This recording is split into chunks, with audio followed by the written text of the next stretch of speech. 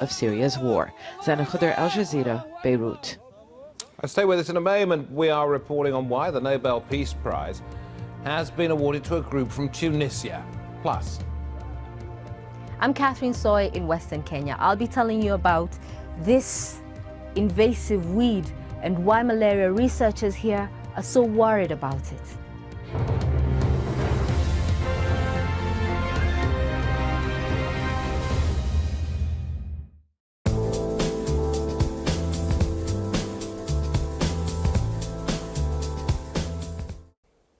Hello, we've had some violent storms across western and central parts of the Mediterranean, and we had some snowstorms into the northeast of Europe. Moscow has seen its first snow of the season, just 4 Celsius, the top temperature here on Saturday, which will be a drier and brighter day, but certainly cold enough. Wet and windy weather will continue across central parts of the Med. That's going to continue driving its way across Italy and the Balkans, and I think there's a fair chance of seeing some localised flooding coming through here. North of that, it's generally dry. A little cooler there in Berlin with a top temperature of around 9 degrees Celsius. 16 or 17 for London and Paris, but notice cloud and rain pushing its way in from the Atlantic over the next day or so, with the remnants of Hurricane Joaquin pushing in across a good part of Spain and Portugal into the Bay of Biscay. A few of those showers, they will also affect the northwest of Africa. We have seen some rain making its way across Algeria from that system in the central Med. Drier skies coming back in Algiers at around 23 Celsius.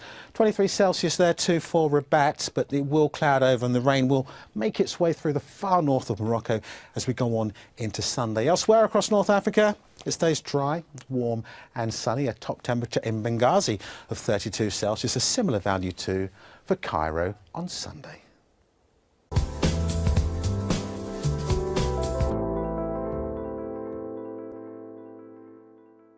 On October 6, 1973, when Muslims were observing Ramadan and Jews were marking Yom Kippur, Egypt and Syria launched a surprise war against Israel. How did Israel permit itself to get into this situation of disaster? Now in the first of a 3-part series, Al Jazeera explores what really happened during the first week of the war in October. At this time on Al Jazeera.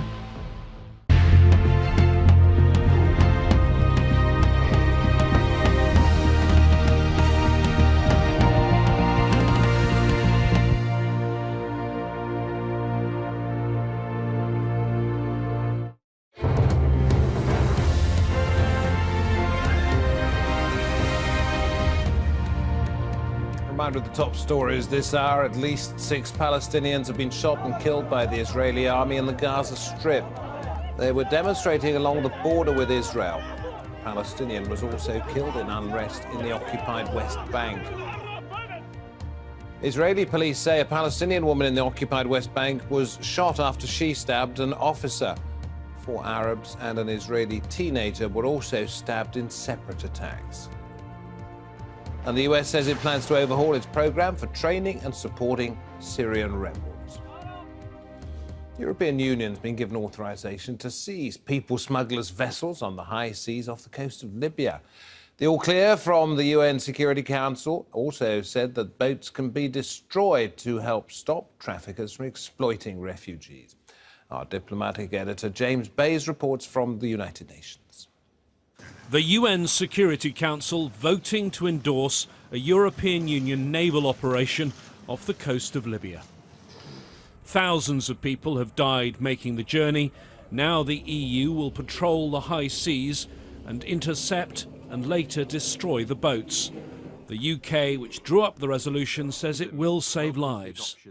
Any smugglers stopped will be arrested and their boats will be seized. We must not allow callous people smugglers to profit from others' despair.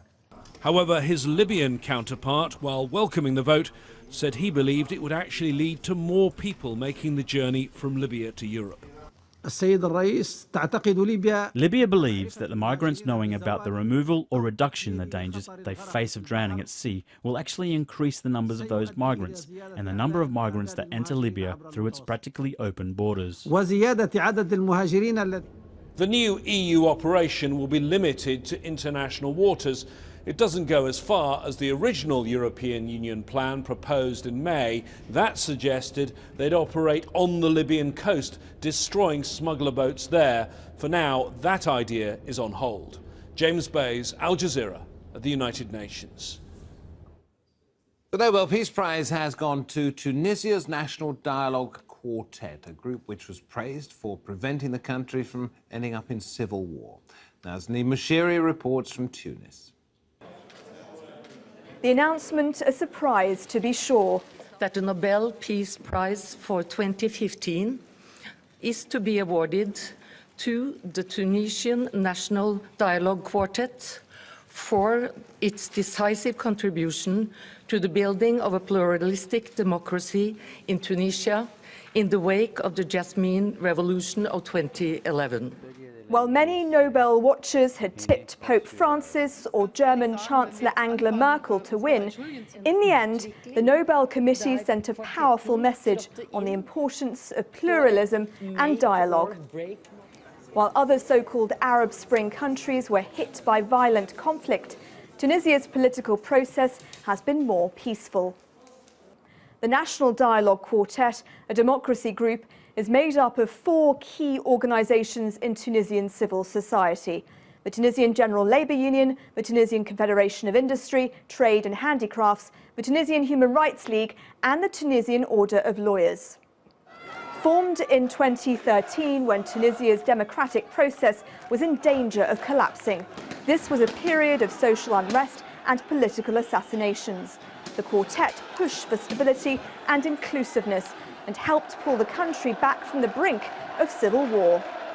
Tunisia went on to pass a new constitution and held successful parliamentary and presidential elections. The Nobel jury said they hoped the prize would contribute towards safeguarding democracy in Tunisia and be an inspiration to all those who seek to promote peace and democracy in the rest of the world. Inspiration that is still needed in a country that has suffered from major attacks that have devastated its tourism industry. This prize may have been unexpected, but it's given hope to many Tunisians in these difficult times. Nazanin Moshiri, Al Jazeera, Tunis. At least 15 people have been wounded during pre-election fighting in Guinea. Rival supporters of President Alpha Condé and his opponent fought in the capital, Conakry. In parts of West Kenya, 1 in 4 people has contracted malaria this year. The parasite's being helped by an invasive weed. Catherine Soy explains why from Western Kenya. Scientists at the International Center of Insect Physiology and Ecology in Nairobi monitor the every move of the female Anopheles mosquito, which transmits malaria. They're also studying the famine weed it feeds on and trying to find out just how much it's reversing gains made in the battle against malaria. Mosquitoes are attracted to the weed's nectar, which keeps them alive if they can't find blood to suck. By scientific standards, the research, which started in 2007, is still in its early days. But the lead researcher says the preliminary findings are worrying. And if they can live very long because they get the resources in here, it just tells us that when the mosquito is not carrying the parasite, it can survive a lot longer. Now, the question is that if the mosquito is now infected with the parasite, what does it mean in terms of the impact on the survival of the mosquito? That we don't know. This weed, originally from North and South America, was introduced to East Africa in the 1970s and has been spreading fast, displacing many other plants. It can grow in any environment and any weather. A big concern for scientists researching this weed is what it could mean in places like Mvita, where the malaria prevalence rate is still very high. If the research concludes that the weed also keeps the mosquito parasite alive longer, then this could potentially be a big problem here. Malaria is widespread in Western Kenya, including Mvita. Public awareness programs and other preventive strategies have helped ease the burden. Despite that, about a quarter of the people who live here have been diagnosed with malaria this year. Many more don't seek treatment. Doctors say everyone must be made aware of the weed's danger. The research needs to be released officially such that the government takes over. People get to know about this plant because it's common, but some people don't know the effects it has on humans, on animals, and or the effects it has on mosquitoes. Mishael Odongo has been clearing the weed for years, but it always grows back. He doesn't know about the link with malaria. He does know that none of his other plants can grow when it's around. When there is rain, it grows up very faster. Yeah, and we don't know what we can do about it. But we are trying to cut it. Every season it comes up. Back in Nairobi, scientists continue to try to solve the puzzle of the malaria-carrying mosquitoes and the famine weed they love. Catherine Soy, Al Jazeera, Beta, Western Kenya.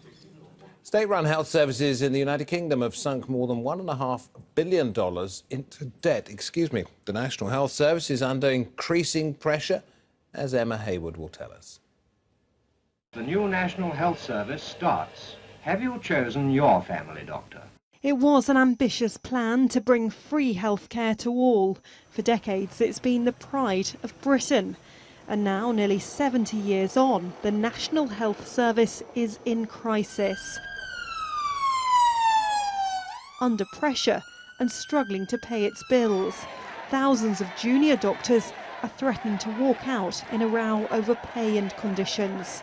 Tom Prue is a young doctor. He loves his job and always expected to work long hours, but worries a new contract which the UK government wants to introduce could push people too far.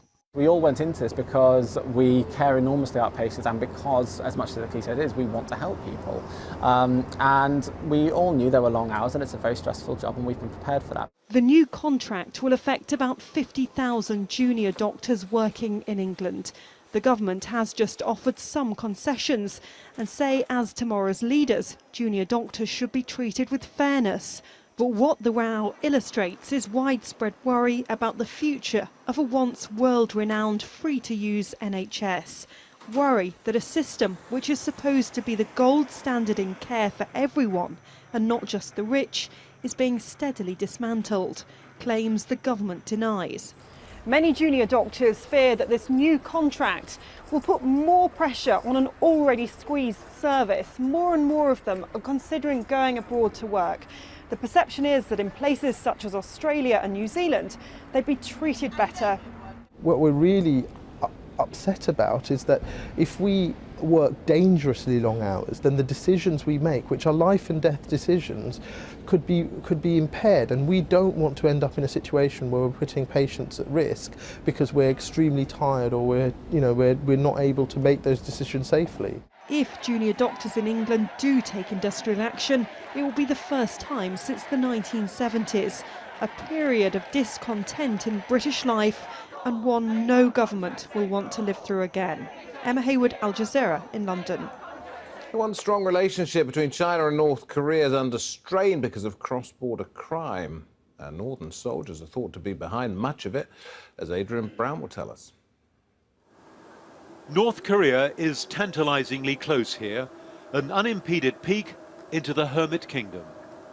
The industrial city of Musan, just meters from the Chinese border. The Tunman River marks the frontier between two supposed allies, but it appears relations are not what they were. A police roadblock outside the Chinese village of Nanping, where 4 people were murdered last December. We were turned away. China's government blames North Korean soldiers who came looking for food. This local man says more needs to be done to protect the community. Of course I worry about my safety, but there is nothing I can do about it. I live here. Like most people here, Mr. Lee is an ethnic Korean. He lives in the village of Chachung, where 3 police surveillance cameras have now been installed. In total, 10 people have been murdered in this remote region since last December. Chinese government officials confirm another citizen was shot in the area 2 weeks ago, but they won't say if they think North Korea is to blame. In response to the murders, some have moved away, but villages like Lishu had already begun to empty as younger generations left to find better prospects. Only the elderly remain, and they feel especially vulnerable now. When they cross the border looking for food, you just give it to them and you'll be fine. If you don't, they might take revenge on you. The security fence is more than 3 meters high here, but some worry that the barrier is not enough to protect them. Well, just across the border, a glimpse of everyday life in North Korea. And as you can see here, there is a gap in the fence, making it very easy for a North Korean civilian or soldier to slip into China. China's government has shown willingness to publicize the murders, a sign of Beijing's growing anger and frustration with Pyongyang, say analysts. I would say that the relationship may not be at a tipping point, but it is definitely much worse than it has ever been. But China's ties with South Korea have rarely been better. President Park Geun-hye was a guest of honor at last month's big military parade in Beijing. Not only that, but Beijing is now trying to present itself as a superpower, engaged geopolitically, interested in economic prosperity, and North Korea is an embarrassing sort of blight on that sort of agenda. For now, though, China remains North Korea's most important and far richer friend. But the tensions it's provoking along this border could put that friendship at risk. Adrian Brown, Al Jazeera, on the China-North Korean border. And more available at aljazeera.com.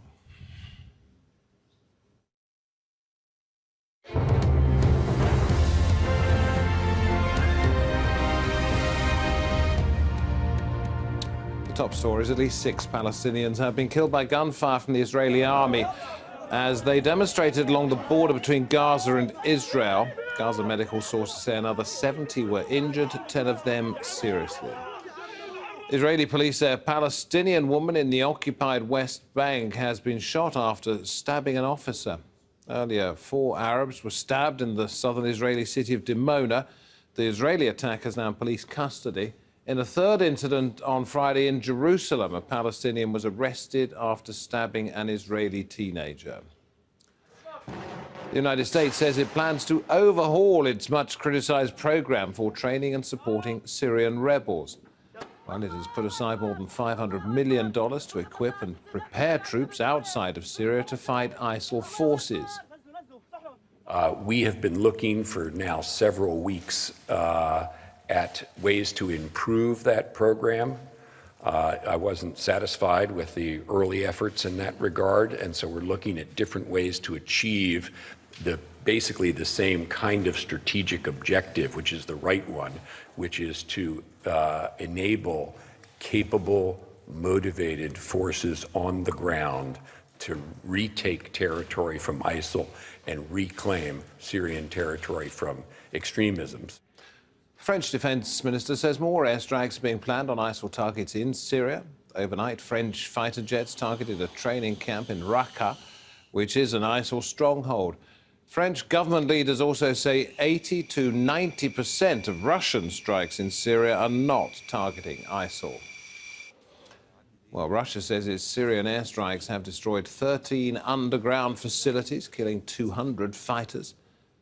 5 people were killed overnight in an airstrike on a camp for internally displaced people.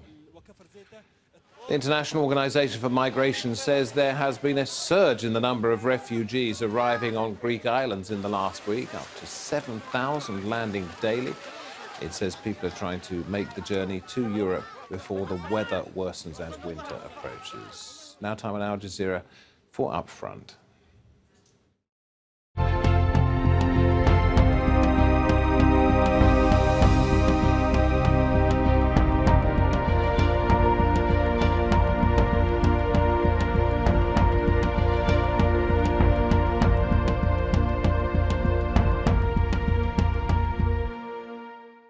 How worried should we be by the rise of Hindu nationalism in the world's biggest democracy? I'll ask one of India's best-known politicians, Shashi Tharoor.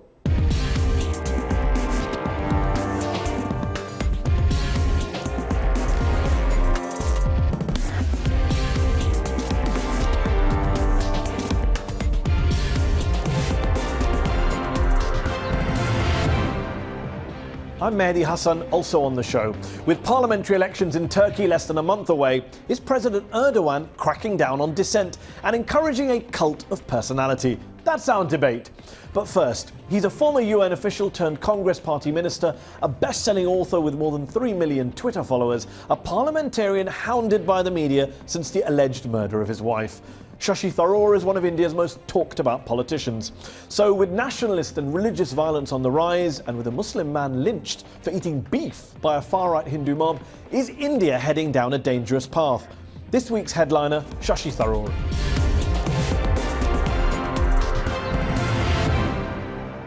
Shashi Tharoor, thanks for joining me on Upfront. Pleasure to be with you, Mary. The subtitle to your best-selling book, The Elephant, the Tiger and the Cell Phone, is Reflections on India, the Emerging 21st Century Power. Can a country in which almost half the population still struggles to make ends meet, lacks access to basic services, the world's largest illiterate population is there, can such a country really be described as a 21st century power? No, it can't. And that was a subtitle of the American edition. I objected after I saw it, but it was too late. In fact, one of my notorious comments after that is, how can we be a superpower when we're still super poor?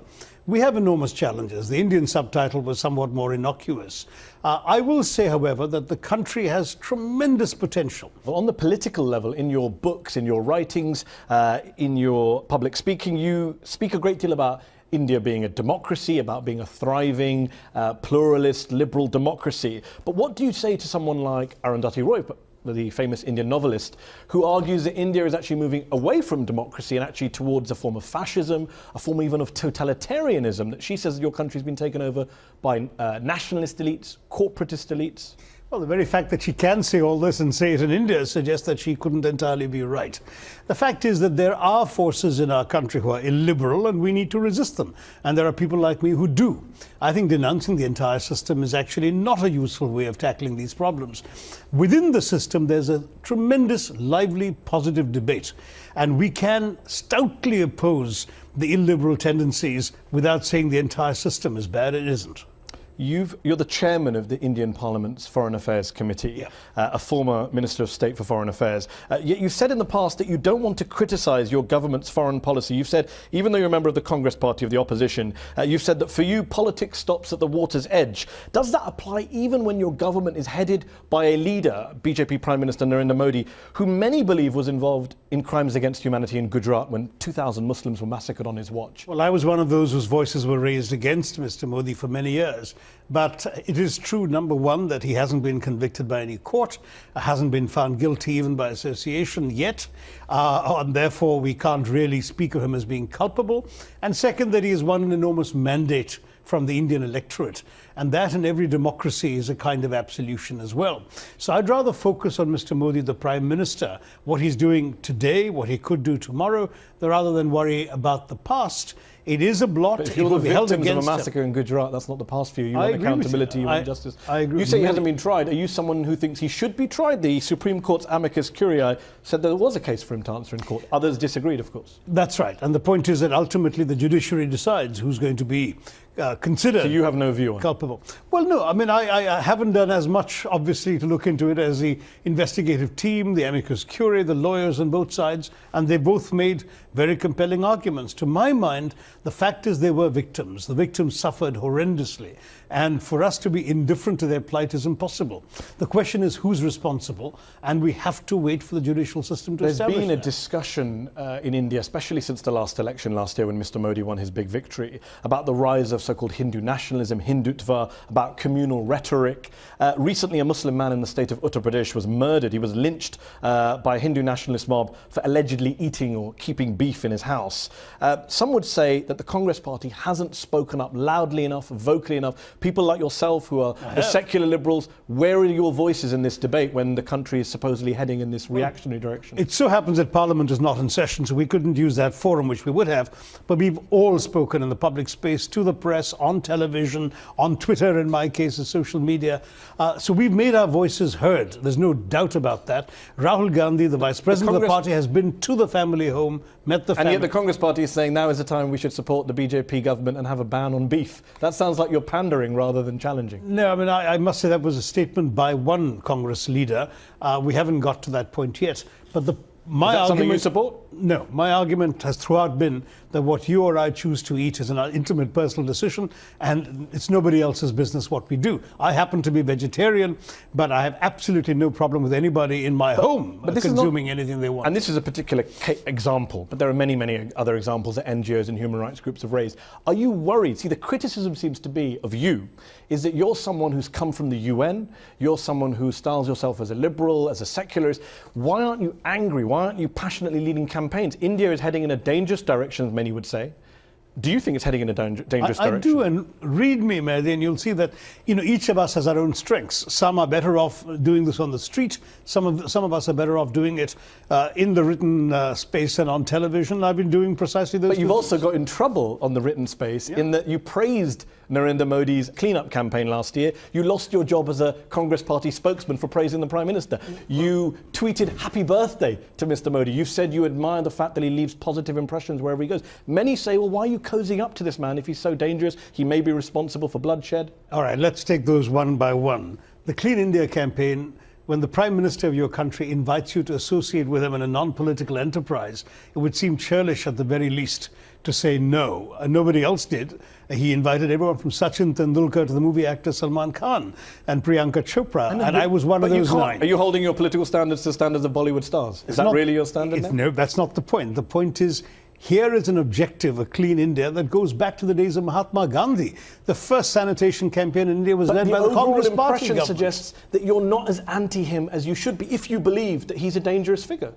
If that's what you believe, it doesn't seem to be the case in your I have said interaction. When the Prime Minister says the right thing, I will acknowledge it. But you are worried, to take the bigger point, about the direction India is going in. You're not someone who's complacent about where India is going. Not at all complacent. I believe there is rising intolerance. I believe the Prime Minister, through his silence, has condoned some outrageous statements and ideas by his ministers, in some cases, by political party leaders of his party. And I believe that while he himself has so far not said the wrong thing, his silence too is tantamount to not saying the right thing, and that's something that, as a Prime Minister, he can be held accountable. He invited you to join a clean-up campaign, and you said it would be churlish to refuse. If he invited you to join his government, would you accept? Well, he wouldn't, and I wouldn't accept. Never? You rule out ever serving in a BJP or Modi-led government? We have a parliamentary system, and in our system, as in the British system, but perhaps not in the American one, where I do know that they've been cabinet members from other parties, in our system, you belong to a parliamentary majority or to parliamentary opposition. I'm in the parliamentary opposition. Let's talk about your parliamentary opposition. You're a Congress party politician. We spoke about the BJP's record in Gujarat. You talked about the Prime Minister's silence. It's not as if Congress governments were immune from ethnic or sectarian or communal violence. Plenty of riots under Congress chief ministers, Congress government. There have been riots, unfortunately, throughout in every part of India and every sort of government. But there's one big difference. The Congress Party has never been accused of inciting one or seeking to profit from one. That's not true. In the 1980s, absolutely. Congress Party politicians led pogroms against Sikhs after the assassination of Indira Gandhi. You know that and I know that. And that is the one exception that I personally condemned. That's a pretty big exception. It is. But what we're talking about with the BJP, as I have publicly stated, is that there are elements in the BJP who are deliberately inciting communal violence in order to benefit from the political polarization that they hope will ensue. In other words, that it's a way of rallying majority Hindu opinion behind them, or enough of it to win elections. And to our mind, that is absolutely unforgivable. You attract a lot of attention as an Indian politician. The media is obsessed with your every move. The only Indian politician, at one stage, I think the Prime Minister was behind you in the number of Twitter followers. You have several million followers on Twitter. He overtook me in 2013. You overtook, well, you're obviously keeping a close eye on it. Why do you think you attract so much attention from the press and the public in India? Look, I have absolutely no idea. In Twitter, I was frankly one of the early adopters. And as a result, because I was tweeting at a time when our media didn't particularly welcome anybody bypassing them and going directly to the public, I guess I got a fair amount of unwelcome attention for my tweets. Subsequently, the media themselves have seen Twitter as a source they can mine, and they themselves, the major media figures in India, are on social media as well. So the atmosphere has changed. And Mr. Modi certainly has been using it extensively and quite effectively. Why I get attention, you folks who give me the attention will have to explain it. Well, some would say that Twitter has helped you in terms of building your profile, but it's also hurt you as well. Your late wife, Sunanda Pushkar, took to Twitter to publicly suggest once that you were having an affair with a Pakistani journalist. And suddenly, everyone in India is looking at your Twitter account and following all of your private life via Twitter. Well, I think I was being followed before that happened. But that was a pretty big moment. That was a very sad moment. My wife was not a well woman, and indeed she passed away within a few days of all of that. So it was a painful episode, and I'm not sure it's typical of anything else. Either in my life or in that particular experience. And I'm sure it must have been a very painful episode. She was initially thought to be suicide, and then in January of this year, the Delhi police deemed it to be a murder case, which I can't imagine what it must have been like for you in terms of pretty awful stressfulness. Indeed, you're an ex-diplomat at the UN, you're an ex-minister, you're a best-selling author, and yet today, these days, most of the focus on you centres on what may or may not have happened to your late wife. Well, the police are still trying to establish whether it was a murder. I think technically that's what the investigation is trying to do right now. Obviously, everybody in the family would be very concerned, even though none of us believes. And when I say none of us, I include her brothers and her son, who are the immediate family members other than myself. And none of us believes that this could possibly have been that. We knew she was not well. She'd been seeing multiple doctors. But if there is a basis for making such an inquiry, we've been waiting almost 2 years for that inquiry to come to a definitive conclusion. And so far, there hasn't been one. And you're a newcomer to the kind of rough world of Indian politics. You're not a lifelong Indian politician. You come from the UN. Yeah. I mean, in India, after this happens, one of your political rivals suggests that you know who the murderer of your wife is. Another goes on TV and says you murdered your wife. The police say that you're not a suspect in the case. How do you deal with accusations like that? Well, there's a tremendous amount of irresponsibility around the media, and either one has the option of suing these people or of ignoring them. And on balance, the old adage that there's no point wrestling in a mud pit with a pig, because you get down to the pig's level, the pig enjoys being in the mud, and you just come out getting dirty. I don't believe anyone would have any reason to murder my wife. I don't believe there was a murder.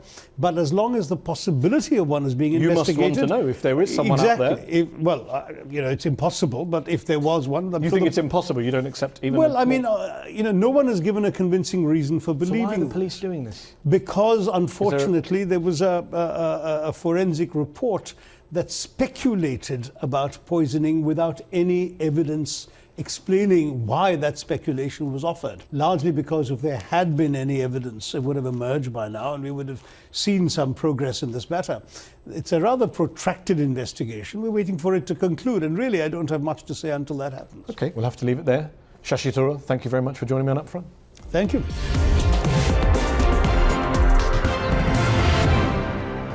Inequality is a myth. We've heard that one before, and despite almost every indicator suggesting it's spiraling out of control, some are still in denial. The truth is that we live in a world where 85 people own more wealth than the poorest 3.5 billion people on the planet. Let that stat sink in for a moment. That's half the world's population owning as much as a group of people you could fit onto a double-decker London bus. Think that's bad? In Africa, the poorest half of the population owns as much wealth as the 10 richest individuals, who could comfortably fit onto a Kenyan matatu. Not that they'd ever choose to travel by matatu, of course. The picture isn't much better anywhere else. And all in all, about 1 in 5 people on this planet still has to live on less than $1 a day. Compare those people to Mexican billionaire Carlos Slim, one of the world's richest men. If he were to spend $1 million every day, it would take 211 years for his money to actually run out. I do hope the poor guy has a pension plan. So, rising inequality is a fact. But is it a problem? Doesn't all that wealth eventually just trickle down from rich to poor? Well, not quite. Best-selling economist Thomas Piketty says the consequences of rising inequality are potentially terrifying. Nobel Prize-winning economists Joseph Stiglitz and Paul Krugman aren't fans either. I know what you're thinking. Piketty, Stiglitz, Krugman, they're just lefties, fear-mongering and fueling class war. But wait, what's this? Bill Gates, the world's richest man. The head of the OECD. Even right-wing US Republicans. And of course, those communists over at the International Monetary Fund. Excessive inequality is actually bad for sustainable growth. Got that? Growing inequality isn't just morally grotesque, it's bad economics. It's bad for your bottom line. The truth is that we simply can't afford to carry on living in a world divided between the have-nots and the have-yots. The person who wrote this story will pay a heavy price for it. I won't let him go unpunished. That's what President Erdogan told a newspaper editor in Turkey in May. As Turks go to the polls for a second time this year on November the 1st, has their president gone too far in cracking down on dissent and on press freedom? Supporters say he's being unfairly maligned, but journalists have been sacked, detained, jailed, while Erdogan's critics refer to a new cult of personality. Joining me in the arena to debate this are Zeynep Jane Kandor, a member of the AK Party, former vice president of the Women's Branch, and a journalist with the Daily Sabah newspaper.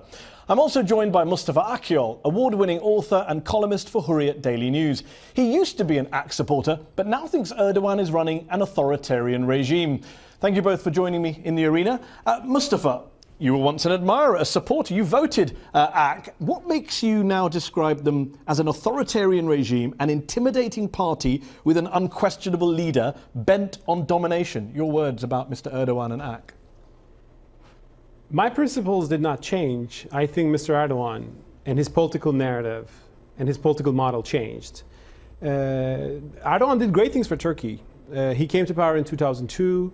He was a conservative Muslim believing in liberal reforms and democracy, and he headed for EU and he liberated minorities, economy grew. But now, what's your objection now? What happened is that the more Mr. Erdogan dominated the political system, the less he got interested in reform.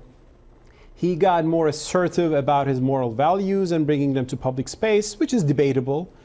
But more importantly, in the past 2 years, since the big Gezi Park protests, he started to define opposition as nefarious spies, traitors to the nation that are trying to undermine the country. Instead of being just his opponent, they become traitors to the nation. And Mr. Erdogan is using this narrative powerfully. There's a whole media machine that is pumping this paranoia. Well, in my view, paranoia. Plus... And what about his critics? Well, the critics are there. So Turkey is not North Korea. You have opposition papers. But for some reason, they're being suffocated. For some reason, they're getting incredible tax fines. Newspapers are changing hands. Some people buy Journalists are being arrested. Journalists are being arrested. Sacked. Not all of them is directly related to Erdogan, but 6 papers changed hands over the past 6 years. They were bought by Mr. Erdogan's friends. When President Erdogan says, nowhere in the world is the media as free as it is in Turkey, that's a joke, isn't it? Well, that is not factually correct. Let me bring in Zeynep Jane Kandor. Is it the freest place in the world for the media under President Erdogan? There are certain restrictions at the moment on media press, which it must be kept remembered that what's happening in Turkey is that there's a terrorist insurgents down in the southeast with the PKK, a Marxist terrorist group. When there's a terrorist attack or when a country is under attack, there have to be some restrictions on media reporting. Those journalists who have contravened those restrictions, which are law, have to face the penalties of the law. Journalists cannot be above the law. If it's a question of a country's integrity, a country's security. But journalists are being sacked for tweeting things critical of the president or the prime minister. How has that got anything to do with anti-terrorism? There is a law on the Turkish statute books that it is against the law to criticize or insult the president. This predates Erdogan. There is a law about insulting. What is insult? I mean, okay, Turkish culture doesn't accept very harsh swears or something to anybody, but people say Erdogan is responsible for terrorism, which I think is wrong. Well, there was a millionth columnist who lost his job an this insult summer. to the president. So do you think the columnist who lost his job for tweeting that Erdogan is responsible for ISIS, do you think he should have lost his job? Under Turkish law? No. Do you think he should have lost his job? You're a journalist. Would you stand up for your I fellow don't think journalist? any journalist should lose their job for what they tweet or what they write, but I do think that there is a certain ethic responsibility in journalism, and we need to think about what we tweet and what we write before we write it. And if a country is fighting a terrorist organization and losing a large number of lives... You cannot conflate can I give you one example? With terrorism, though, can you? No. One example of how terrorism works in this whole thing. Daily Hurriyet, 6 months ago, the paper I write for, the English version, published a photo of a Marxist-Leninist violent group that attacked a prosecutor by saying an act of terror, a horrible act of terror. Next day, Mr. Erdogan and other people in the government condemned them for terrorist propaganda, merely for publishing that photo. Then a prosecutor opened a case against Hürriyet for terrorist propaganda. It's like you print a photo of ISIS, you become an ISIS propagandist. This is the kind of terrorist propaganda the Turkish government is demonizing these days. In a studio in Washington and talking about that, but in Turkey, in the atmosphere in Turkey, where there are youth who are being radicalized by the PKK, and when I say radicalized by the PKK, they're not necessarily just joining the PKK.